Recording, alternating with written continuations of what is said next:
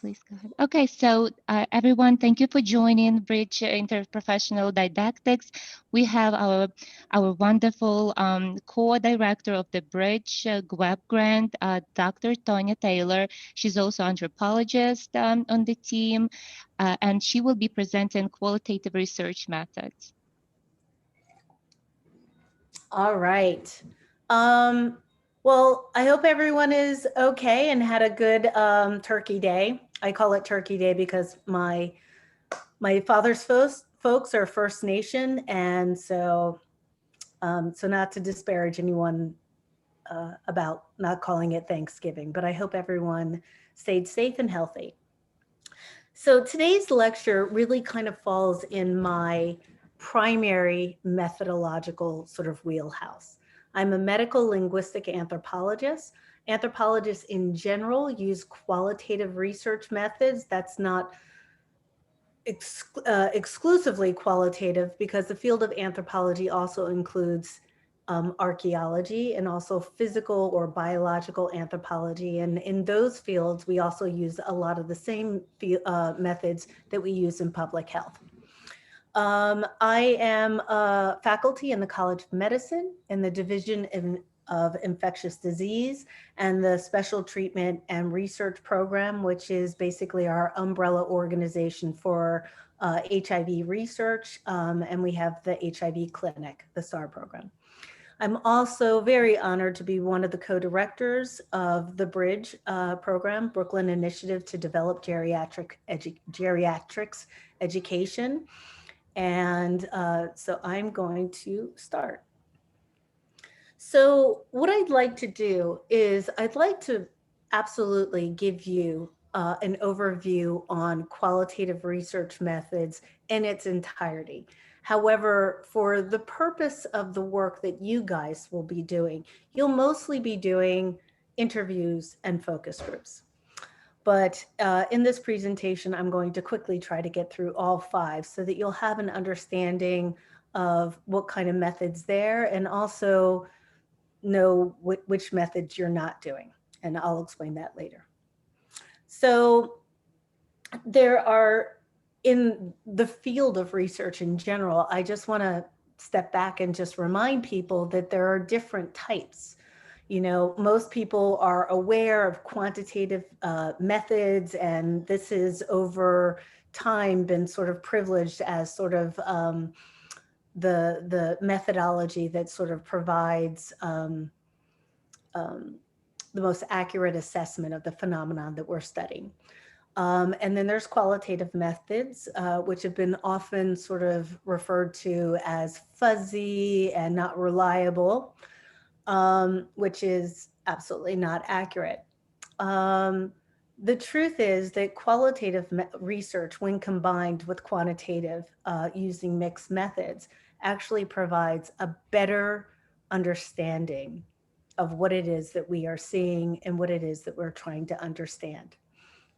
So similarly, as in quantitative methods, qualitative methods also have exploratory, definition, and confirmatory studies.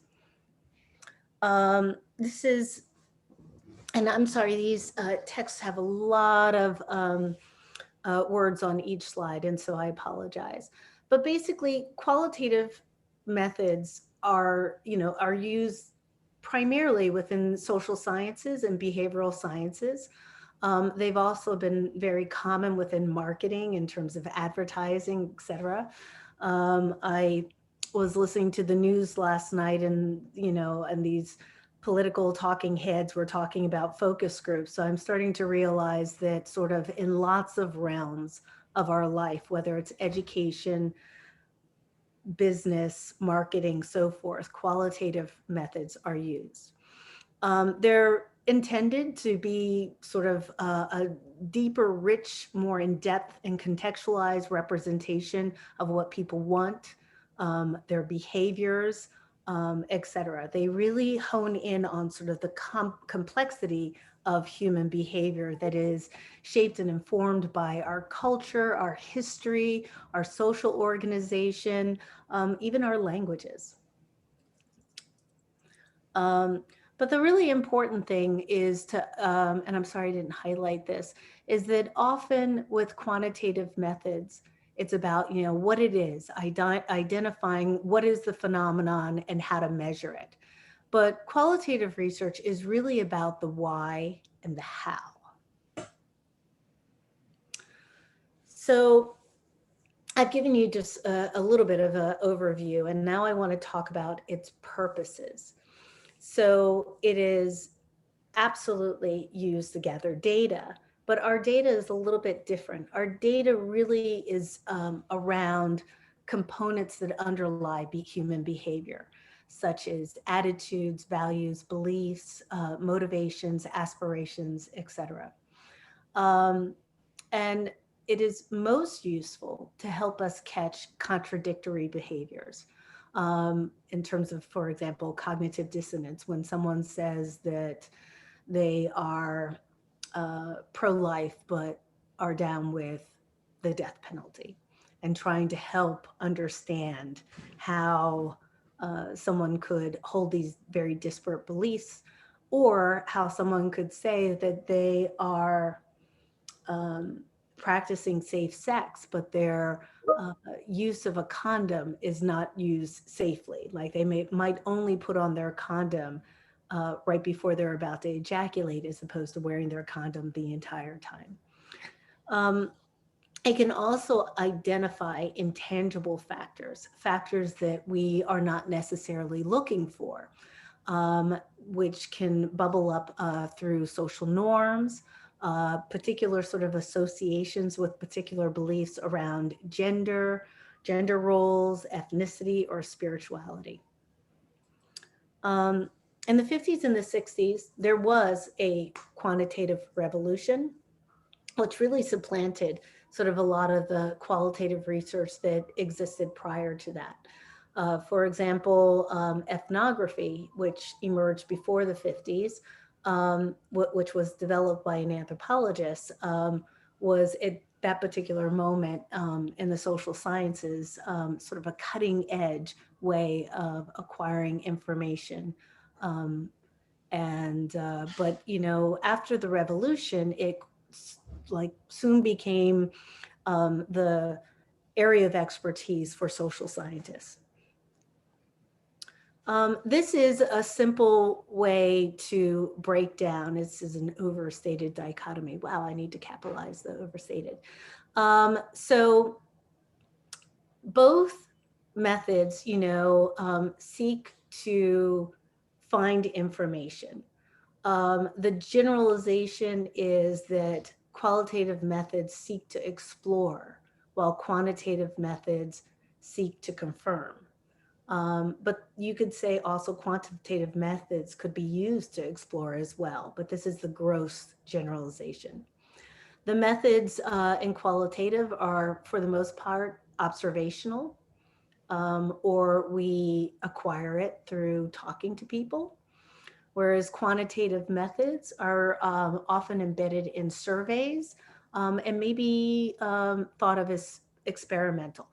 Um, Again, the questions are more why people do things, um, or classifying areas. What is this? What is this particular phenomenon? How do people within who practice this particular behavior, how would they classify and define their behaviors?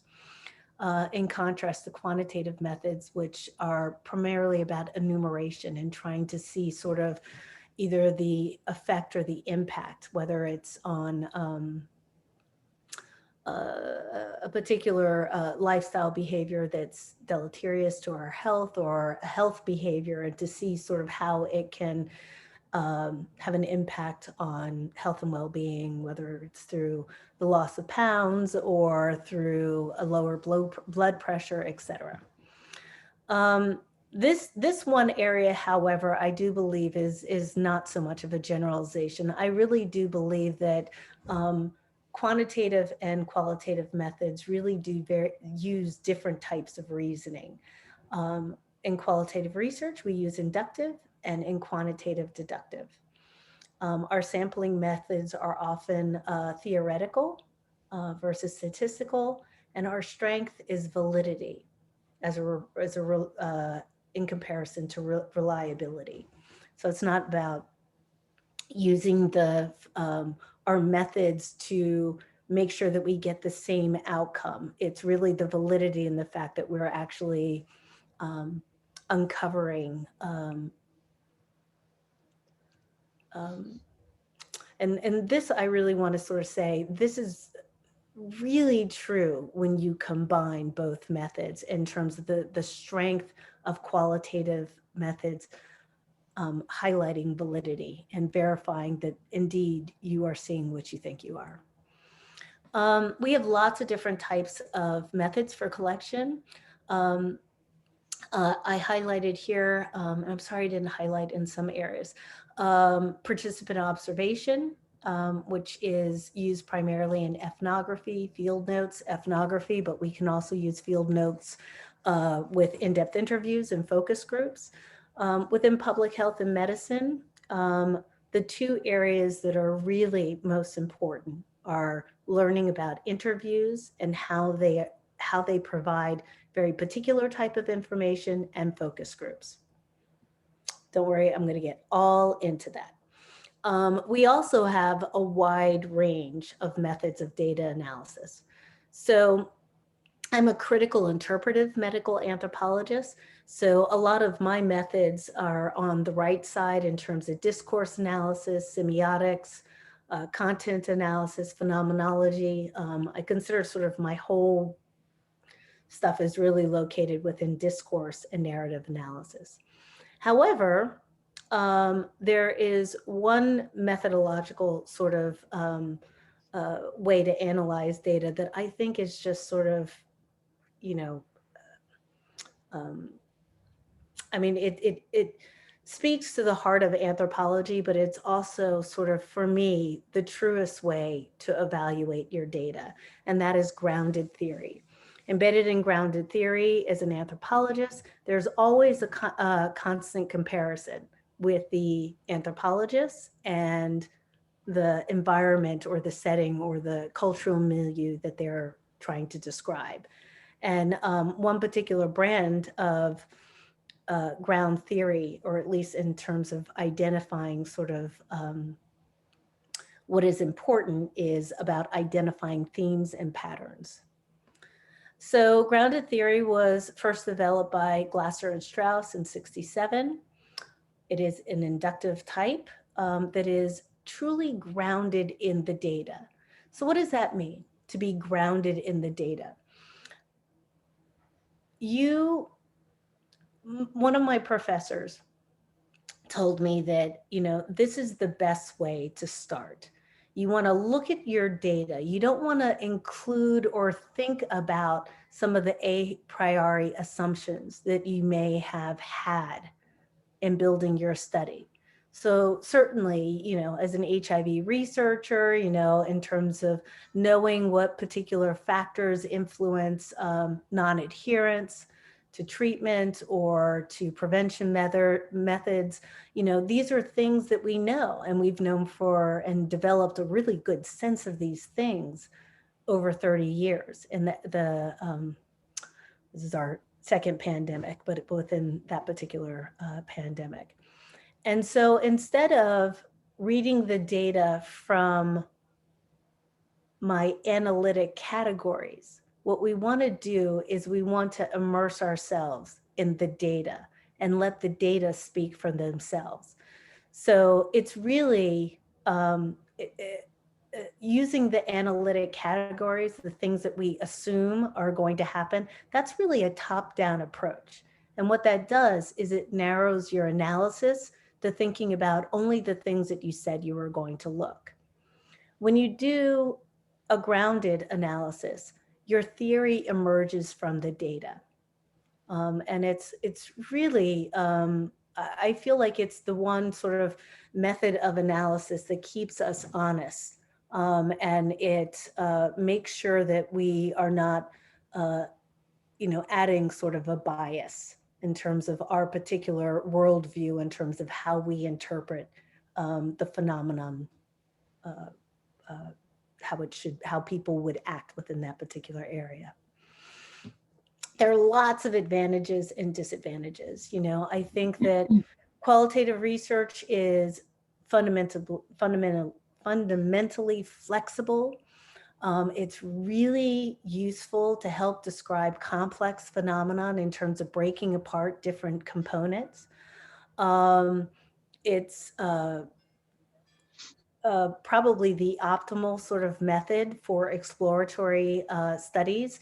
And I think within medicine and within public health research, people are starting to understand the value of using qualitative first to be able to make sure that that survey and the questions that you're going to ask in the survey are indeed the questions that you need to ask. But, also within sort of this realm, you're also getting at things that are hidden, things that are really meaningful. So I did a study on aging, successful aging, and trying to get individuals to describe in their own words what successful aging was. And over again, we would hear this term, to age gracefully.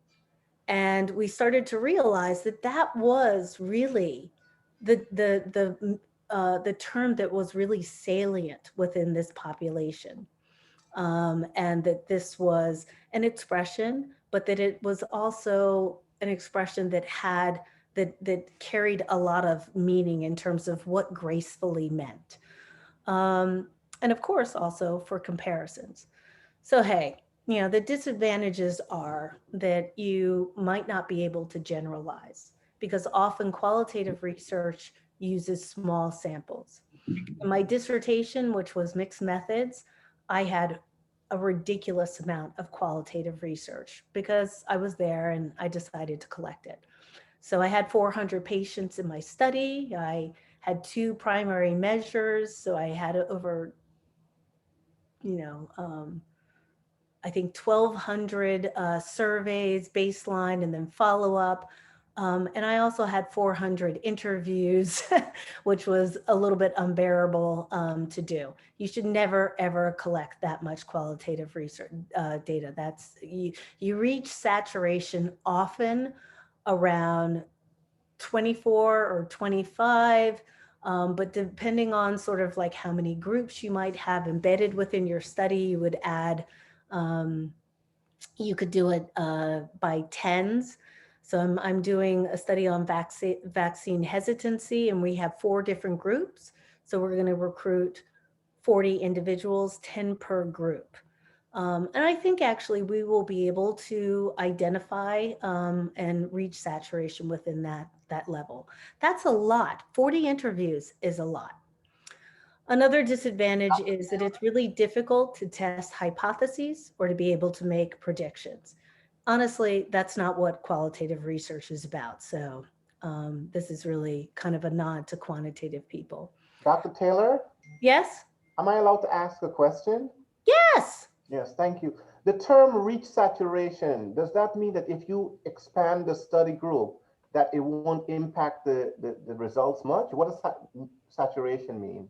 I'm actually going to really talk about this in detail when I get to the part about analysis, but it's Okay. really important. It's a good question to ask right now because what it means is that basically you reach a point where you start hearing the same things over and over again.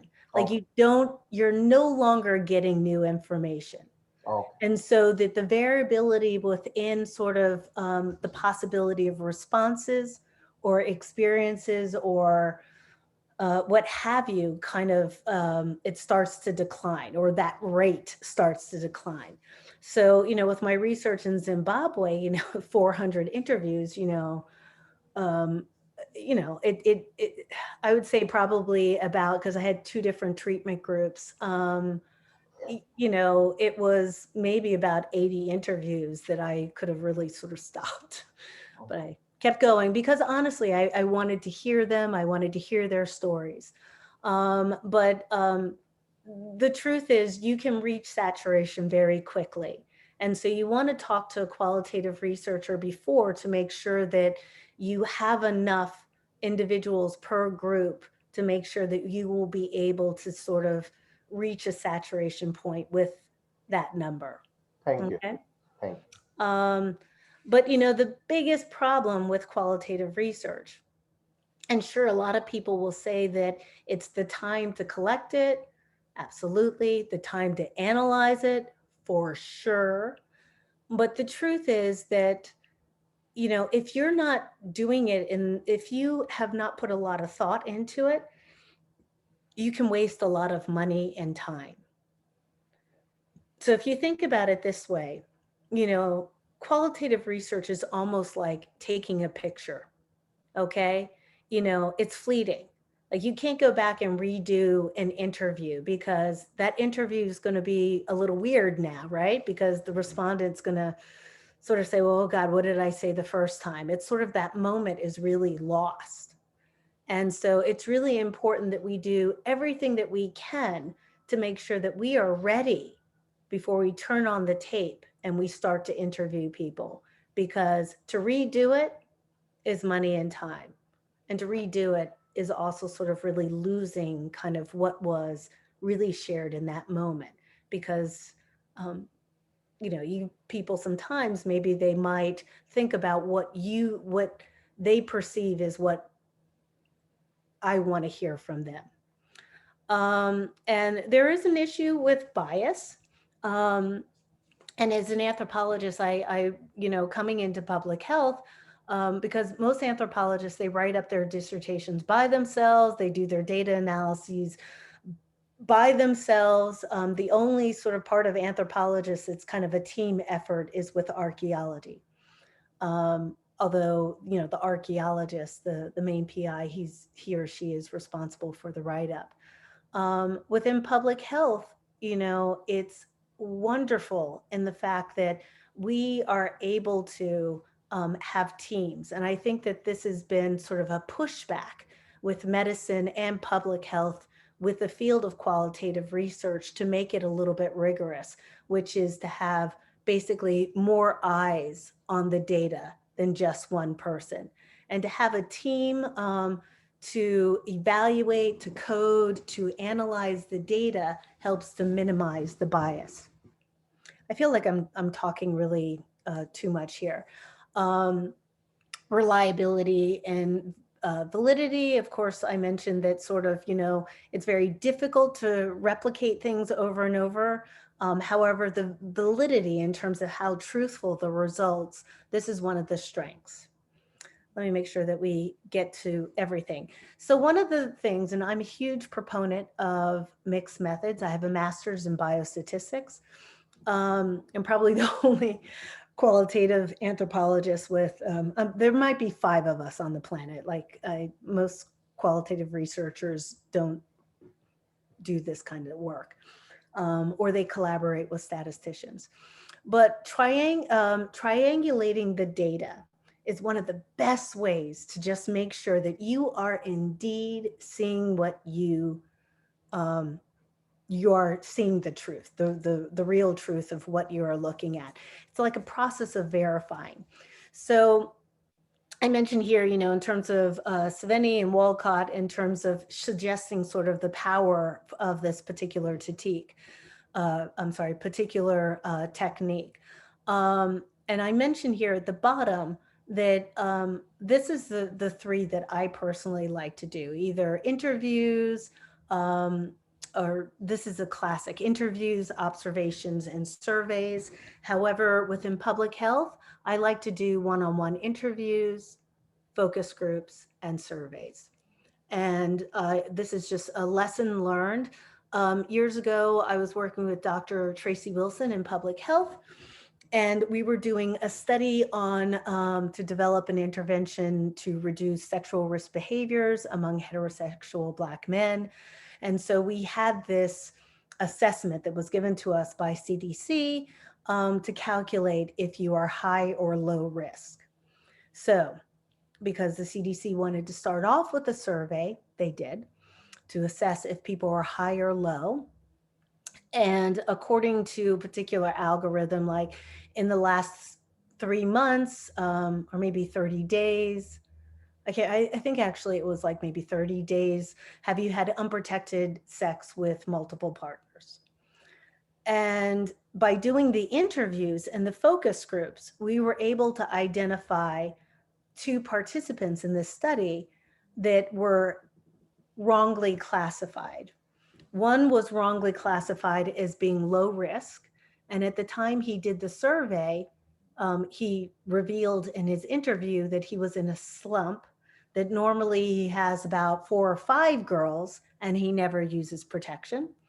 And then another gentleman who basically, according to the survey, was categorized as high risk, we realized that there was some um, issue in terms of him um, really understanding. I don't, basically, all of the risks that we discovered was basically virtual through text messaging, and not a lot of risk was actually happening with this person.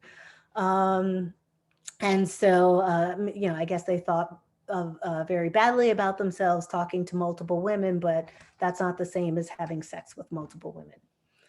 I'm going to quickly go ahead. Ethnography is is my discipline's largest contribution to the social sciences. And this is one of the key ways of doing qualitative research. But let me tell y'all, you will not be doing this. But I love to sort of start off here because a lot of you are in different training programs. And with the residents last spring, I did a lecture sort of welcoming the new residents to downstate.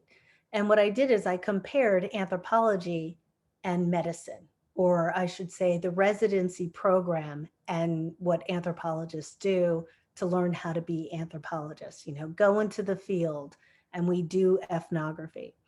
So ethnography is basically, we are in the field, in our field setting, which is, for most of us, it's international. And we are basically learning by doing. We are immersed within a cultural community. We learn their language. We participate in every aspect of daily life, and we get this firsthand participant observation of that community. And very often people will think, coming out of, for example, um, there's a qualitative methods course in public health, that they'll think, oh yeah, I did an ethnography. And absolutely not. You're not doing an ethnography. You're just doing qualitative research. But I want to liken ethnography with the fact that medicine, or, I would also tell this to the third and the fourth years in the transition to clerkship, that period of learning on the job, experiential learning, is exactly how anthropologists learn. We learn by doing. We're in the clinic, we're watching, we're listening, we are watching different patterns, how some people do it this way and other people do it this way, and who's got the best like bedside manner, and we follow and we model, etc. And so that's what ethnography is. For all the geeks, it basically started in 1940. It was pioneered by Malinowski in the Trobriand Islands.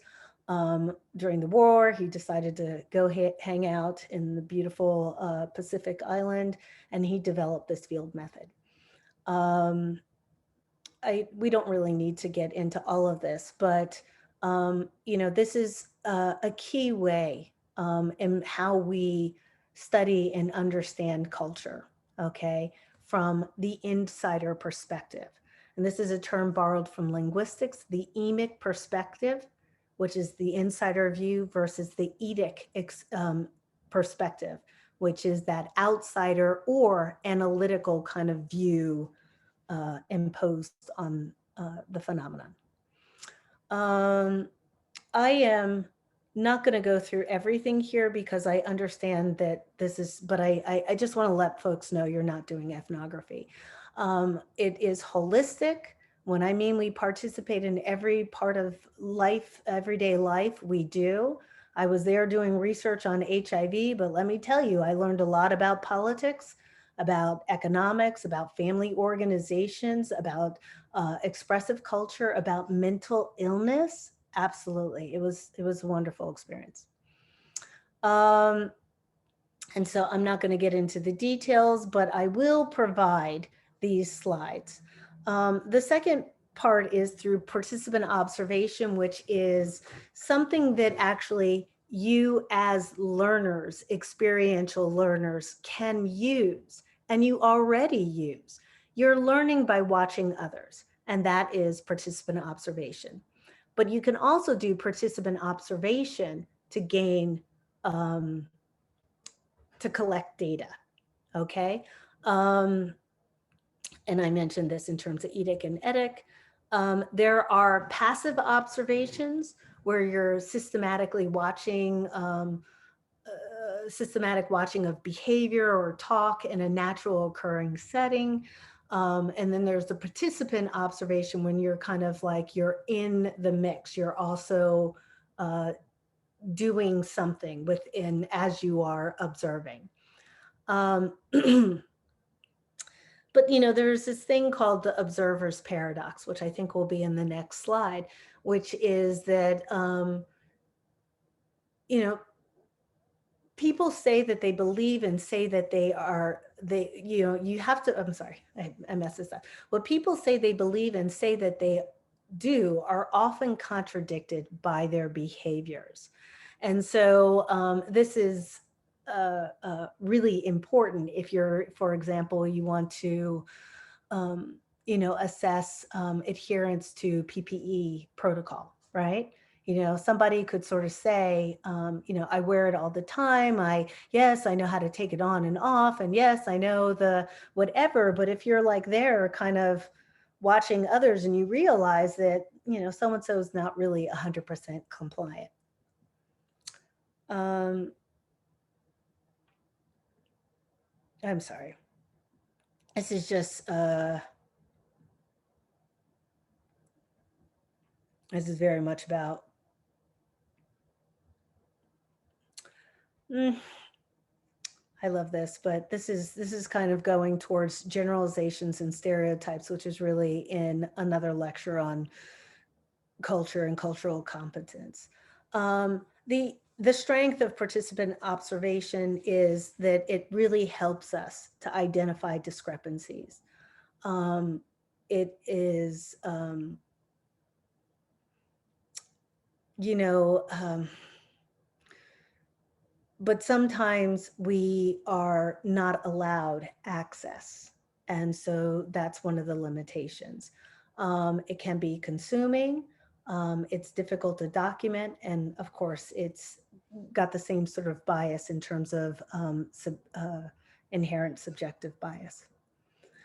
But this is, I love this. I'm not sure if you can see this image. So at the very bottom, it says anthropologists, anthropologists. So, these folks who are presumably, on an island or something, they have a VCR, they have a TV and a lamp, and, that they want to really, uh, present themselves as being something that they think the anthropologists want to see, which is, that they're still just living in basic huts and so forth. This term was coined by Bill Labov, who I had the pleasure of being trained by. He's one of the greatest linguists of all time. And he described this as basically, we really, really can never be a fly on the wall, that there is this paradox and the fact that our co-presence as we are observing really changes the dynamic. I remember I was doing a focus group for the men's study, the sexual risk study, and I was the only real interviewer. And I realized as we were going around and trying to have this conversation that the men in this focus group were being very careful with their language. And as soon as somebody used the word intercourse, I realized I needed to get out of the room. So there are some times where, just the presence of, for example, a woman in the room can really change the natural discourse, for example, of a bunch of guys talking about sex. Um, Taking field notes. I'm going to just skip this and get to the interview guide. So the next three sections are going to be really key in terms of, I don't even have my watch. I don't know what time it is.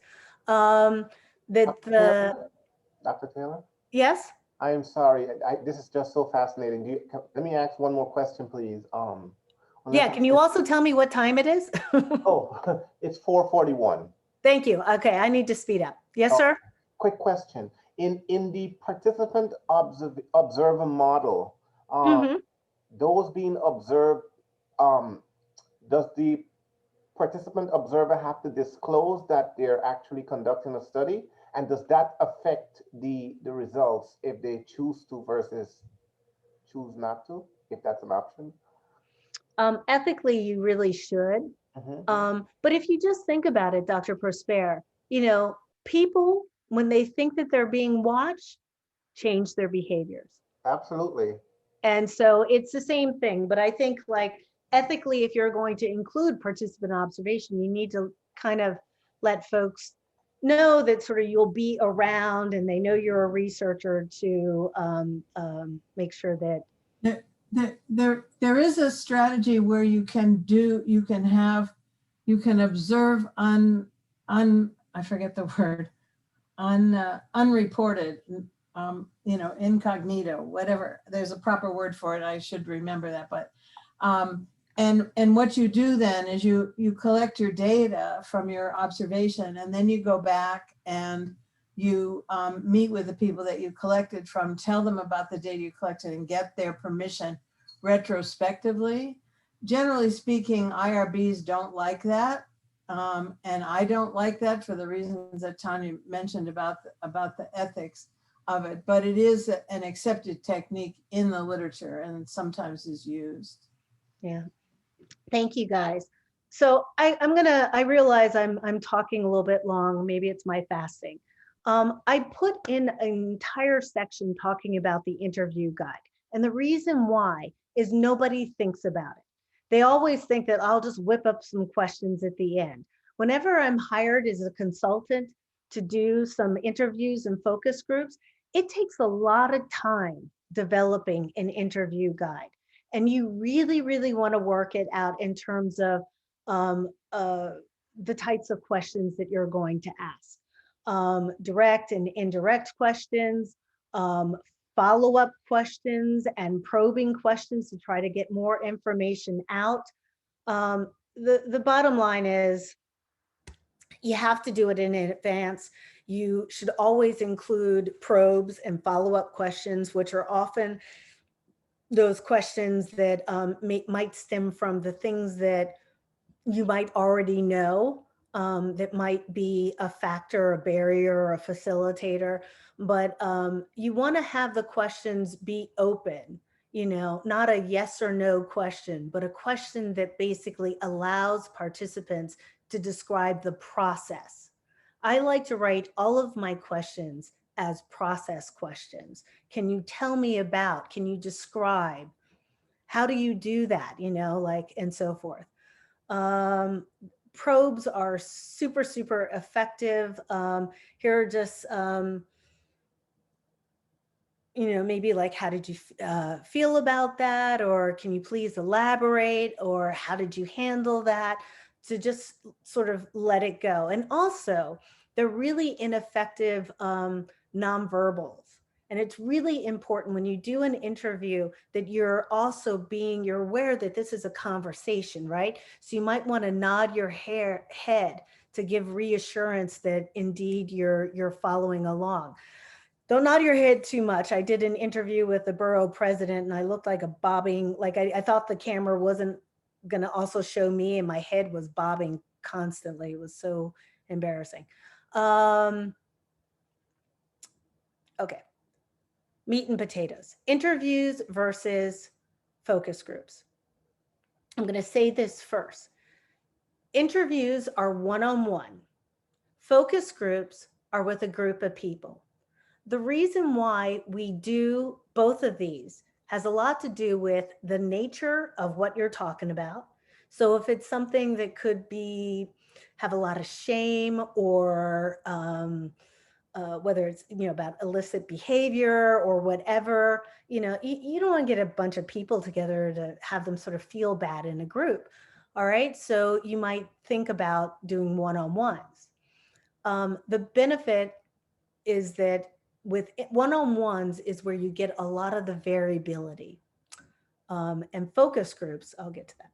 So it's face to face. You get a real vivid picture because it's with one person. I always tell everybody when I do an interview or a focus group, you are the expert. I am your student, because there's always a power imbalance in the room. You're a doctor, and so the folks think that like they need to defer to you. There are types of interviews, informal, conversational, which basically have no structure, very, very hard to code. General guided approach, which has a little bit more structure. An open-ended interview, which I guess this is kind of like a semi-structured, and a closed fixed response, which basically is a survey. The semi-structured interviews are basically the method that I use. So there's a little bit of structure, but there's a lot of wiggle room in case something new emerges. They are a lot like, natural conversations. But the thing is that while there are rules to conversation, like turn taking, etc., we have to do a lot of active listening. Like we've got almost two jobs at the same time. We are trying to ask the questions that we need to ask, but we also have to listen to make sure that we understood what they said, and to know if we need to have a follow-up question. So very often people will just rush through, ask the questions, and not do active listening, and miss an opportunity when they look at their transcripts and say, I have no idea what they meant by that, because they weren't doing active listening. They didn't stop and say, what does that mean? Can you describe that for me? Okay. This is really more for focus groups, but you can have an introduction. You can sort of do something to develop rapport and to get to know people and so forth, especially if this is a person you don't know. Then you get into the business of doing the interview, and then, it's always nice to kind of have nice words at the end and to thank them again. What I do all the time is thank people profusely for their time and energy to come and talk to me. And sort of that's like, by emphasizing the this is voluntary and that they have the knowledge and expertise is one way to build rapport. You don't want to do an interview at a busy intersection. You have to plan your place, purpose. You have to be thoughtful, mindful of confidentiality in terms of who's around. You have to be straight up with people about how long it takes, because you don't want to say, oh, it's just a couple of minutes, it's 60 minutes. People will get pissed. And you need to also be really mindful of recording the data. It's a little bit easier now than when I was a young lad recording in the field with audio tapes. I'm losing a little bit of time here. Interviewer bias. Look, this is really important. And often what I do to really try to make sure that I minimize interviewer bias is that I try not to collect all the data. I might be the lead interviewer, but I will also try to train some of my study staff so that they will be able to do it. I like to give people that opportunity to hone that skill. And the reason is that you don't want it only to come through your eyes and your experience. And so I highly recommend that. Okay. these are some details. By the way, I will provide all these slides. Now I know that we said why, like we want to ask like process questions, but never ever use explicitly like, why do you do that? And one of the reason why it always puts people sort of, like they have to defend what they do. Hearing and listening, active listening. There are lots of questions that I'll use to really just, if I was spacing out and my sugar dropped, I will just throw in a probe to sort of like tell me more about that so that I can make sure that I really heard what that person was saying. I'm sorry, I'm going to completely run out of time and I have to get to focus groups. The one thing that you do need to do is you need to practice. You need to practice with others. You need to go through the interview guide. You need to figure out like, did that question work? Did it not work? You need to practice. You need to rehearse. Just like you would do a presentation, you want to practice and you want to make sure that like, indeed, you're not going to do a 30-minute interview in 60 minutes. Okay. Focus groups. Focus groups are thought to be one of the easiest, cheapest ways to collect data because you get a whole bunch of participants at the same time, the same space, and you get a lot of information. It's a rapid appraisal technique. It usually consists of 8 to 12 people, maybe for about 2 hours. However, in this virtual sort of era, I really like to have about 5 people plus myself and a note taker. And absolutely 2 hours is good. There is a facilitator, a moderator, and a note taker. And this is just sort of a comparison of the two. That what is really happening in terms of the type of data coming from interviews versus focus groups is that within focus groups, you have normative beliefs and values kind of bubbling up to the top. In a group context, it's often sort of those group beliefs. If it's a group of people living with HIV, they will often think of their response as the group of people living with HIV or a group of older adults who are discussing successful aging, right? They'll think about themselves, they'll think about their peers. They might not necessarily answer just about themselves from the perspective of themselves. They might answer in terms of as a group. Whereas interviews are really about that person's particular experience. And that's why I like to use them both. Often you might have people who are quiet in a focus group because it's just not their format. They don't really want to talk to other people, but you get them one-on-one, they're like a chatty catty, right? They are low cost. You can get them really quickly or results really quickly. There could be facilitator bias.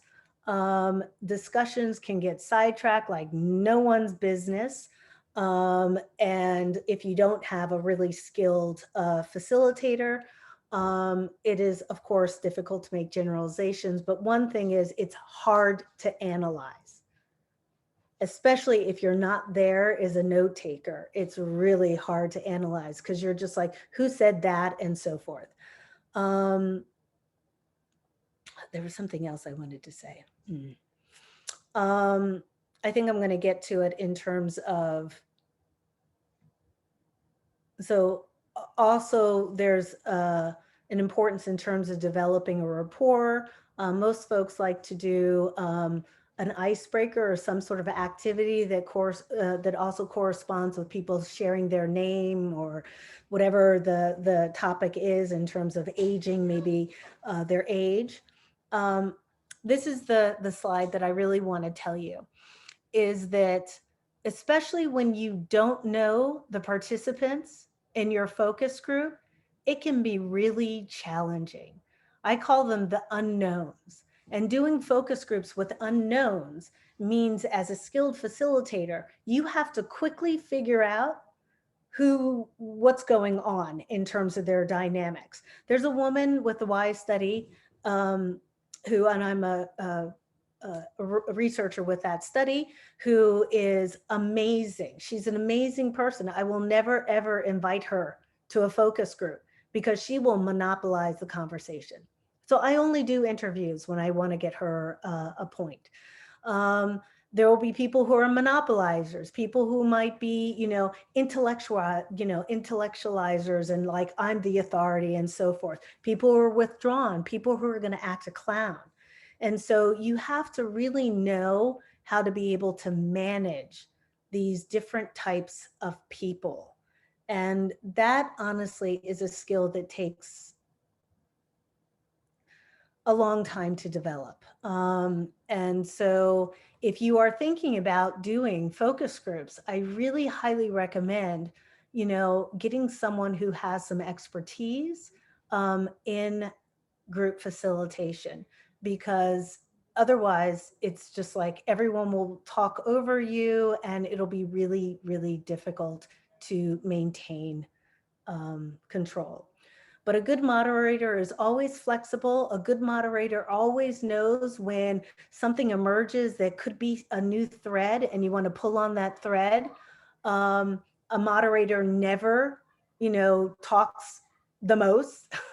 A moderator never loses control, and moderator is never judgmental. And there are, of course, I know that this sounds really simple, but some people will moderate a discussion and we'll talk the entire time. Learning about social styles is really important. And honestly, this goes back to just learning how to be a good group facilitator. So this is just a slide in terms of just different types of communicator, whether they're indirect, direct, or people focused, collaborative versus like, I'm going to lead. And finally, I just wanted to show you that once we're done collecting the data, then the real laborious part comes where you're coding and analyzing the data. Ayana or anyone, can you give me a time check, please? Yes, it is 4:58. Oh, crap. Okay.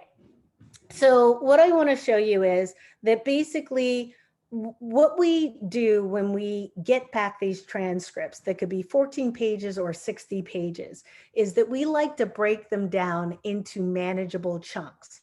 And what I do is I often use structural coding, which I use in my interview guide. So in my interview guide, I have like 4 sections, what did you do before? How do you, interact with your healthcare provider, whatever it is, the different sections. And I often use that as the structure for my code book. And then I fill it in with using the open grounded theory to read through the transcripts and to find those new thematic codes. Dr. Taylor, can I ask you a quick question? Mm-hmm. Is there a qualitative software that you prefer over the other, like Deduce versus NVivo? Oh, that's a really good question. Hold on one second. So you do your coding, and I like to do it like, let's say there are 14 interviews. I like to develop the code book with like maybe a portion, like 4, and then multiple people on the team will code. Everyone will code those same interviews, and then we'll build through conversation a consensus over what the codes will be. Ayana was, I think that was a question from Ayana, which is about different software programs. And basically there's a priori codes and emerging codes. And these are the codes that we would call sort of themes that we see over and over again. Like, for example, the term aging gracefully. This is just a description of what a code book could look like in terms of, a grid, the code, a simple label, a brief definition, a fuller definition, explaining when to use it, when not to use it, and an example. And this we would do in building up our code book. This is an example of sort of when we are reading the transcripts. What I like to do is I like to do on the right side of the page, I like to do my emergent themes or my new possible themes. And then on the left side, I put in the a priori codes. And these are just different ways that I typically do it like this, but people can do it in different ways. This is in vivo. And this is a list. This is just to give you a sense. There were, I don't know, 14 interviews. And then this is sort of like looking at the interview, and they have this sort of bar coding where you could literally have multiple areas coded for different things. I'm sorry, this is a bad image to just sort of, in terms of gender, age, community, etc. These are our emergent codes, which in vivo they're called tree nodes. And we had, in this particular study, way too many codes. And I really highly recommend keeping your codes to about 40 or 50. Trust me. I know you want to go into details, but it's not good. And the reason why is that you just have too much stuff. To answer the question about software programs. So years ago, I used in vivo exclusively. Then as a consultant, I would use online platforms like Deduce. I've never used Atlas, but I've used others, and I can't remember what they are. They're really all the same. The key thing that I just want to leave you with is they're not like SPSS or SAS. You don't put the data in and it pops out an analysis. And I know a lot of people are really disappointed with that. That's one of the challenges with qualitative research is it really takes time. It means you have to read, you have to break the data down into manageable chunks, you have to read, you have to think about what you read, you have to look at the patterns that emerge over time. One other thing that I like to do is I like to create matrices where with this past study, there were only 14 individuals. And so what I did is I kept a matrix where I also had key factors like socio-demographic factors, like if they had a partner, their age, if they were categorized as high or low risk, or just sort of things that I would keep track of that could be in essence kind of quantified. But qualitative data is not a quantitative science. And again, it's really good when you use both. I have run out of time. I am so sorry. Does anyone have any questions? I could really talk about this all day. Thank you, Dr. Taylor. That was great as always. There are no questions in the chat, but anyone, if you have a question, this is a good time to ask. Okay. I have one more question, Dr. Taylor. It's Ayana. Is there any advice that you would give me? Because I think I'm going to have to moderate a focus group virtually. Oh yeah. Are there any changes? I totally the next focus. When's your focus group? Within the next, I'm going to say 2 or 3 weeks. Yeah. Okay. So if we get another focus group for the Fort Greene project, I'm going to have you be my note taker. Thanks. Okay. Because the best way to really learn how to do it is to watch somebody. Okay. To watch how they manage when people are talking over each other, to watch their style. you know, when I do a focus group, I never really emphasize that I'm a doctor. A couple people might know I'm a doctor and they're just like, oh, Dr. Talley. I'm like, you know, I just love for people just to think that I'm a normal person off the street and that I could be relatable. I don't use a lot of academies and jargon. And I really just try to come off as being authentic because I feel that that is far more important. So often are people exposed to the clinical interview and to sort of like that kind of medical moment of having a conversation that it's very rigid and structured, even for the participant. Like they don't feel that they could really be themselves. I mean, they'll give you some information and it's clinical information, they'll give it to you, but you know, it's not like really letting their hair down and being themselves. And that's what I try to do with my focus groups is to really create that rapport, that respect, that they are teaching me and that I am honored to have the opportunity to talk to them. Thank you. I'm actually thinking about recording, like video recording this lecture so that I don't have to do it all the time. It's not that I don't want to do it all the time, but I'd much rather teach it as a flipped lecture to have people review my lecture and then to come in and for us to like get into the nitty gritty and talk about the methodologies. So maybe next year. All right. Y'all are great. What do I have to do? Oh, Cyan's sending something to the participants. So that's it. I will send my slides to Dr. Donovan and Ayana, please, you know where to find me. And honestly, if anyone on this call has questions about doing qualitative research, please, please email me. I spell my name Tonya, Taylor. Don't put an A in there because there's no Tanya at downstate. Please send me an email because I know so many people who've collected their qualitative research and then come to me after the fact and they can't use it.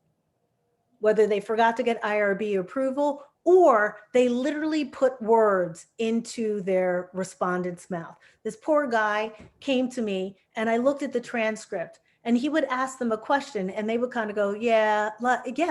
And he would say, is it like this? And he would literally put the words. And I'm like, you can't write a paper quoting yourself. That information has to come from the respondent. And, you know, in Zimbabwe, we'd have lots of patients who would be really sort of tight-lipped. We called them hard Mashona feelings, like, yes, it hurt. And, you know, we had to really pull the information out. Well, can you tell us about, you know, how did it hurt and so forth, and your breathing, or, you know, maybe they had shingles or, you know, TB. And sometimes it's difficult. And sometimes, you know, you get a thin description. In anthropology, we're always looking for the thick description. That was pioneered by Clifford Geertz. I'm such a nerdy anthropologist. Yay. Okay, so everyone go. Thank you so much. And please, please send me an email. Don't collect it. I'm here to help. Bye-bye, everyone. Thank you. Thank you. Thank you, Dr. Taylor. Thank you, everyone, for Thank you joining. very much.